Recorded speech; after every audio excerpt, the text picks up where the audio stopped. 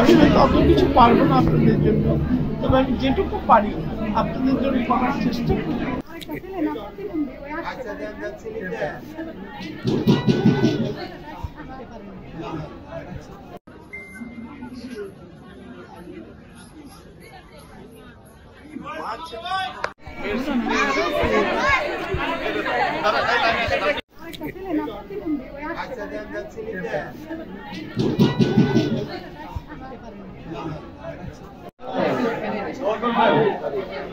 বোনেরা, ভাইয়েরা, আমি হয়তো অত কিছু পারবো না আপনাদের জন্য, তবে আমি যেটুকু পারি আপনাদের জন্য করার চেষ্টা করি।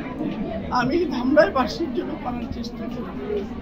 এটা আমার মুখের আবেগের কথা, এটা আমার হৃদয়ের কথা, আমার হৃদয়ের কথা। আমি